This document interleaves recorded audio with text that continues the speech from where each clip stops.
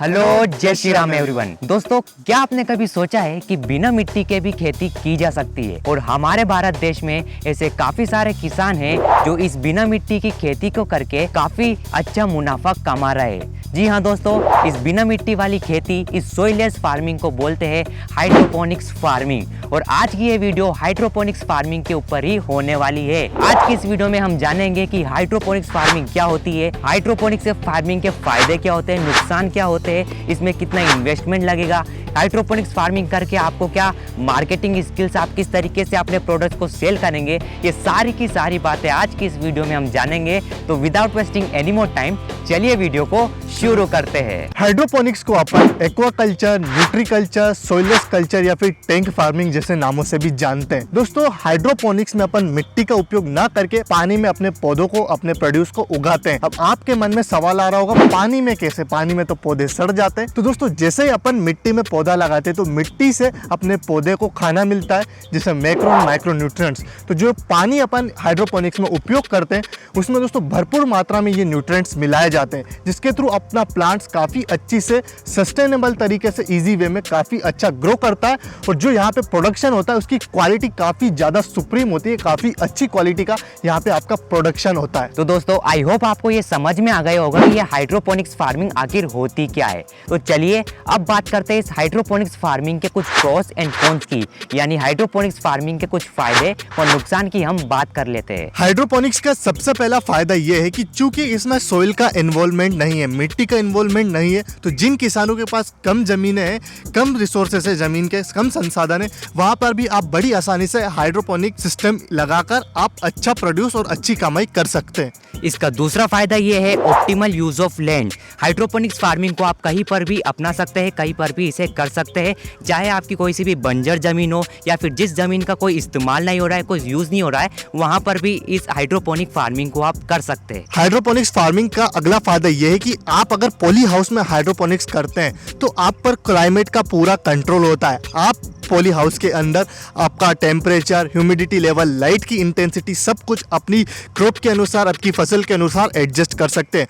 और ऐसा करके दोस्तों आपको मतलब कोई से भी मौसम पर भी डिपेंड नहीं रहना पड़ेगा। तो आप अपनी मनचाही फसल जब चाहे जब ले सकते हैं, और फिर अगर आप चाहें जब उसके रेट ज़्यादा हो तो उस समय भी ले सकते हैं। हाइड्रोपोनिक फार्मिंग में पानी की काफ़ी ज़्यादा बचत होती है, क्योंकि आप इस हाइड्रोपोनिक फार्मिंग में एक ही पानी को काफ़ी दिन तक उससे फसलें ले सकते हैं। और बात करें जो आपकी नॉर्मल फील्ड में आप जो इरिगेशन करते हैं उसका सिर्फ 10% पानी ही इस हाइड्रोपोनिक फार्मिंग में इस्तेमाल होता है। तो इस हाइड्रोपोनिक फार्मिंग को इस्तेमाल करके पानी की आप काफ़ी ज़्यादा सेव कर सकते हैं, बचत कर सकते हैं। हाइड्रोपोनिक्स का अगला फायदा यह है कि यहाँ पे आपके न्यूट्रिएंट्स का ऑप्टिमल यूज होता है।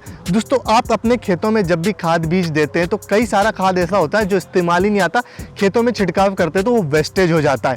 लेकिन दोस्तों यहाँ पर हाइड्रोपोनिक्स में आप क्या करते हैं, पानी में आपके macro and micro nutrients plant की ग्रोथ के लिए जो रिक्वायर्ड होते हैं वो पानी में छोड़ते हैं। तो आप अपने हिसाब से जो प्लांट को चाहिए, जितनी मात्रा में चाहिए, आप पहले ही से आपका जो एग्रोलॉजिस्ट रहेगा उससे डिस्कस करके सही मात्रा में जो आपको पर्टिकुलर फसल के लिए जो न्यूट्रिएंट्स चाहिए वो आप दे सकते हैं, जिससे आपका न्यूट्रिएंट लॉस काफी हद तक कम हो जाएगा, मतलब ना के बराबर होगा। हाइड्रोपोनिक्स का अगला फायदा ये है पीएच कंट्रोल। जैसा कि आपको पता है कि जो मिनरल्स होते हैं, हाइड्रोपोनिक्स फार्मिंग में जो मिनरल्स होते हैं वो पानी के अंदर ही होते हैं। तो आप इसमें इजीली मैनुअली पीएच को कंट्रोल कर सकते हैं। और जैसा कि आपको पता है कि हर अलग अलग फसल के लिए अलग अलग पीएच मान की आवश्यकता होती है, तो उस फसल के हिसाब से आप मैनुअली आसानी से पीएच को कंट्रोल आप इजीली कर सकते हैं। क्योंकि जो हाइड्रोपोनिक्स फार्मिंग के जो न्यूट्रिएंट्स पाए जाते हैं वो पानी में ही पाए जाते हैं, तो आप इसे आसानी से पानी में न्यूट्रिएंट्स देकर उस पीएच मान को कंट्रोल कर सकते हैं। तो ये तो सब आपके ही हाथ में होता है इस हाइड्रोपोनिक्स फार्मिंग में। दोस्तों, अगला हाइड्रोपोनिक्स का फायदा यह है कि यहाँ पर आपको फास्टर ग्रोथ रेट देखने को मिलती है। यहाँ पे आपका पौधा जल्दी ग्रो करता है और दो वजह से करता है। चलिए उन दोनों वजह को अपन थोड़ा अच्छे से समझ लेते हैं। पहली वजह तो यह है कि यहाँ पे पूरा आपका क्लाइमेट पर कंट्रोल होता है और न्यूट्रिएंट्स पर कंट्रोल होता है। तो अगर प्लांट को खाना सही मात्रा में मिल रहा है, सही टाइम पर मिल रहा है, तो वो अच्छी ग्रोथ दिखाएगा ही। और फिर जो प्लांट होता है उस हिसाब से आप आसपास का वातावरण कर पा रहे हैं तो भी प्लांट जल्दी ग्रोथ होगा। और वहीं दूसरा पॉइंट ये है दोस्तों कि जो आप प्लांट जब मिट्टी में लगाते हैं तो वो अपना खाना, अपने न्यूट्रिएंट्स ढूंढने के लिए ज्यादा गहराई तक जड़ को पहुंचाती है। तो यहाँ पे पानी के टच में आपकी जड़ें हैं पौधे की, तो उस पानी से आपको फटाफट न्यूट्रिएंट्स मिल रहे हैं। और पानी 24/7 आपका एक क्लोज पाइप लूप होता है जिसके अंदर सर्कुलेट करता है, जिसमें नए न्यूट्रिएंट्स आते ही जाते हैं। तो उसके थ्रू दोस्तों आपकी जड़ों को ज़्यादा लंबा मतलब होने की ज़रूरत नहीं होती, जिसके थ्रू प्लांट की जो एनर्जी होती है जो जड़ों में लंबा करने में लगाएगा प्लांट, वही ऊपर की तरफ यानी कि ट्रॉपिकली ऊपर की तरफ दोस्तों ग्रोथ करने में ज़्यादा फोकस रहेगा प्लांट का। तो इस तरीके से आपको यहाँ पे ज़्यादा फास्ट ग्रोथ रेट देखने को मिलेगी। हाइड्रोपोनिक्स फार्मिंग में किसी प्रकार के वीड्स, किसी प्रकार का खरपतवार आपको देखने को नहीं मिलता है, क्योंकि खरपतवार कब उगेगा? खरपतवार जब उगेगा जब कोई सी भी फसल सोइल के कांटेक्ट में होगी। पर यहाँ पर हाइड्रोपोनिक्स फार्मिंग में सोइल के कांटेक्ट में तो होती ही नहीं है, वो पानी के कांटेक्ट में होती है। तो यहाँ पर किसी प्रकार का आपको वीड्स और खरपतवार देखने को नहीं मिलता है। हाइड्रोपोनिक्स का अगला फायदा यह है कि इसमें आपको पेस्ट बहुत कम ही देखने को मिलता है। पेस्ट यानी कि इंसेक्ट, जो कीट लग जाते हैं, क्योंकि दोस्तों मिट्टी के साथ कई सारे कीट पनपते हैं। जो यहाँ पे मिट्टी तो है ही नहीं, उसको अपन ने बिल्कुल साइड कर दिया, तो वहाँ पे पेस्ट आएंगे नहीं, जिसके थ्रू आपको दोस्तों मतलब इंसेक्टिसाइड और जो भी अपने हार्बिसाइड होते हैं वो छिड़कने की ज़्यादा आवश्यकता नहीं होती। तो यहाँ पे आपको एक क्लीन फूड भी प्रोवाइड होता है, मतलब मिलता है। यानी कि आप मतलब इसको टोटली ऑर्गेनिक तो नहीं कहेंगे, क्योंकि दोस्तों मतलब जो हाइड्रोपोनिक्स है इस पे आज भी विवाद होता है, डिबेट होती है कि इसको अपन ऑर्गेनिक कहें या इनऑर्गेनिक कहें। ऑर्गेनिक इसलिए क्योंकि यहाँ पे अपन मतलब जो माइक्रोन्यूट्रिएंट्स है वो तो चलो ठीक है, वो तो अपन ऑर्गेनिक विधि से ही यहाँ पे दे रहे हैं, लेकिन जहाँ पे दवाइयों को इस्तेमाल नहीं कर रहे हैं तो इसको कई लोग कहते हैं कि अपन इसको ऑर्गेनिक कहें। वहीं दोस्तों दूसरी साइड ये है कि यहाँ पे मिट्टी का इस्तेमाल नहीं होता। तो मिट्टी में अगर अपन खेती करते तो प्लांट्स में माइक्रोब्स होते हैं जो एब्जॉर्ब करता है आपका प्लांट, तो वो नहीं कर पा रहा है।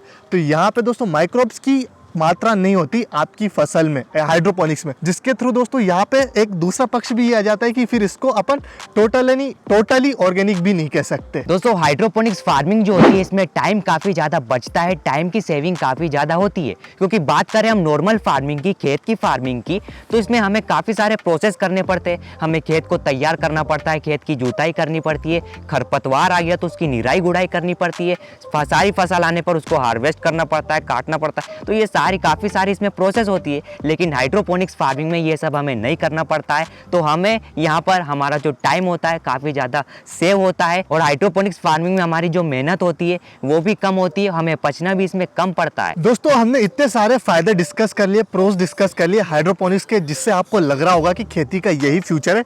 नो डाउट हाइड्रोपोनिक्स काफ़ी अच्छी चीज़ है, लेकिन इसके थोड़े नुकसान भी है। अब चलिए उन नुकसान को भी जान लेते हैं। तो सबसे पहला इसका लिमिटेशंस है, कौन से, वो ये है कि दोस्तों आपको काफी आसान लग रहा होगा, हाइड्रोपोनिक्स काफी कन्वीनियंट है, काफी फिजिबल है, लेकिन दोस्तों ये थोड़ा टाइम कंज्यूमिंग भी है। टाइम कंज्यूमिंग, वहां पे अपन कह रहे थे टाइम की बचत करता है, लेकिन यहाँ पे कह रहे हैं टाइम कंज्यूमिंग है। तो दोस्तों टाइम कंज्यूमिंग ऐसा है कि जो इंसान देख रहा है उसको प्रॉपर नॉलेज होनी चाहिए, क्योंकि आप मिट्टी में प्लांट को छोड़ भी देंगे, लगा के छोड़ देंगे तो हफ्ता 15 दिन 10 दिन तो वो बिना किसी अपनी मतलब देखभाल के अपने आप नेचर और मिट्टी परफेक्टली बैलेंस करके उसको ग्रो करने में हेल्प कर देगी।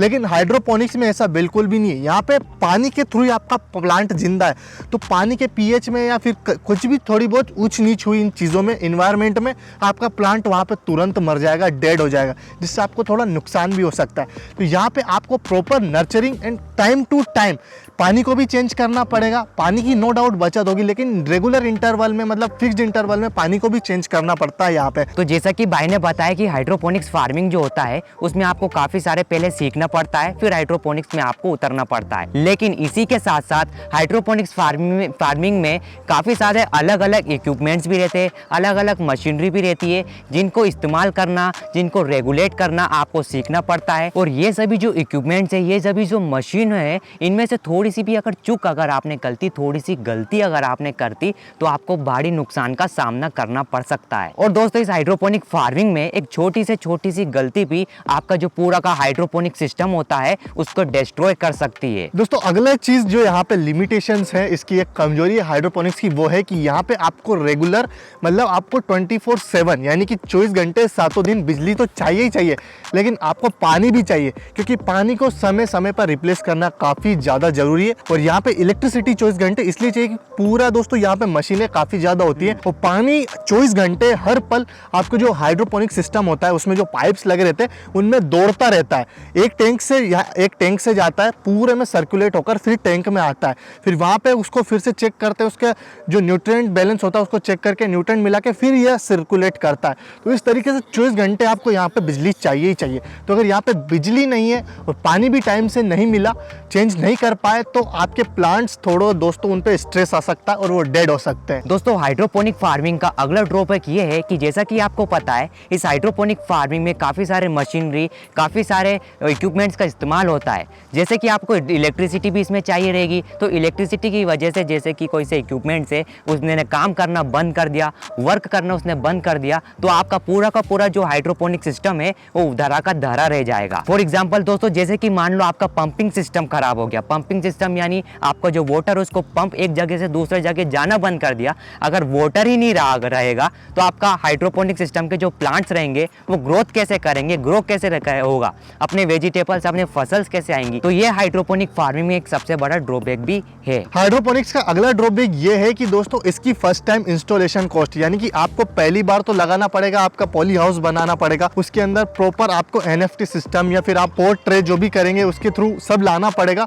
तो उसकी इनिशियल इन्वेस्टमेंट काफी हाई हो जाती है। अगर आप 1 एकड़ भूमि में करना चाहते हैं, लगाना चाहते हैं, तो लगभग 1 एकड़ में दोस्तों आपका 1 करोड़ 20 लाख से 1.5 करोड़ तक का खर्चा हो सकता है, एक्सक्लूडिंग लैंड प्राइस। यानी कि यहाँ पे आपकी जमीन की कीमत तो अभी आपने जोड़ी ही नहीं। तो स्वयं की जमीन है तो कम खर्चा होगा, दूसरे से और खरीद के लेंगे तो खर्चा और आपका बढ़ जाएगा। 1 एकड़ भूमि में दोस्तों लगभग अराउंड 47,000 स्क्वायर फीट होते हैं। तो वहीं दोस्तों आप चाहें तो इसको 10,000 स्क्वायर फीट से भी इस्तेमाल कर सकते हैं, बना सकते हैं, स्टार्ट कर सकते हैं। 10,000 फीट का मतलब 10,000 स्क्वायर फीट में अगर आप पॉली हाउस और अपना ये सिस्टम स्टार्ट करेंगे तो इनिशियल आपकी कॉस्ट भी कम होगी और आप मतलब सालाना 5-6 लाख रुपए का गिरी से गिरी हालत में बिजनेस कर पाएंगे। अगला ड्रॉबैक ये है हाइड्रोपोनिक्स का दोस्तों कि इसमें आप फर्स्ट टाइम एक ही बार निवेश होगा, वन टाइम इन्वेस्टमेंट होती है, लेकिन इनिशियल इन्वेस्टमेंट जो होती है वो काफी बड़ी होती है।